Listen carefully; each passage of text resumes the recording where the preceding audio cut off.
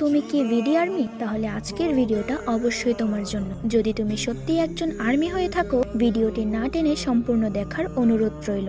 প্রথমে ছবিটির দিকে একবার তাকিয়ে দেখুন। তুরস্ক থেকে শুরু করে ভারত, পাকিস্তান, থাইল্যান্ড, এমনকি ইন্দোনেশিয়া পর্যন্ত একটি সোনালী সুতোয় প্রতিটি দেশ একে অপরের সাথে হৃদয়ের বন্ধনে আবদ্ধ। আরিরাং উপলক্ষে এশিয়ার সকল আর্মিদের এই মহৎ মিলনে প্রায় প্রতিটি দেশের নাম আছে, কিন্তু মাঝখানে একটি বিশাল শূন্যতা। আমাদের প্রিয় বাংলাদেশ সেখানে নেই। কেন আমরা পিছিয়ে?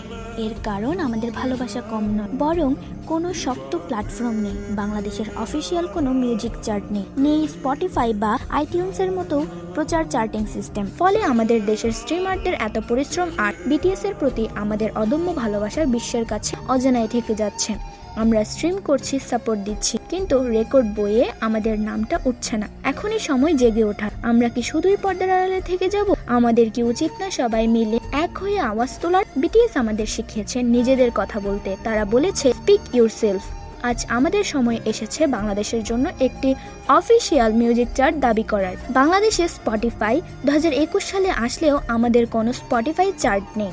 সময় এসেছে সেটা পরিবর্তন করার। যদি আপনি চান আমাদের দেশেও অন্যদের মতো চার্ট থাকুক, তাহলে এই অ্যাকাউন্ট ফলো করুন এবং জয়েন হন আমাদের অফিসিয়াল ট্যাগ পার্টি, যেখানে টুইটারকে ট্যাগ করা হবে চার্টের জন্য। কোনো কাজে যদি আমরা সাকসেসফুলি করতে চাই, সেটা টুইটারে করতে হয়। তার জন্য টুইটার জরুরি।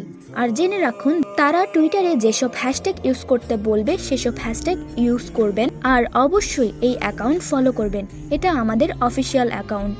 এটাতে তারা যেসব পোস্ট করবে সেই পোস্টগুলো রিপোস্ট করব, রিয়াক্ট করব, সাথে কমেন্টে হ্যাশট্যাগ যেটা ব্যবহার করতে বলবে সেটা করব। আশা করি আমি বোঝাতে পেরেছি। অবশেষে একটা কথাই বলবো, নিজের দেশের চার্ট থাকুক, এটা চাইলে অবশ্যই আপনাকে টুইটার ব্যবহার করতে হবে। টুইটার না থাকলে ইউটিউব থেকে ভিডিও দেখে একটা টুইটার অ্যাকাউন্ট খুলতে পারেন এবং এই পেজটি ফলো করে রাখবেন। ধন্যবাদ।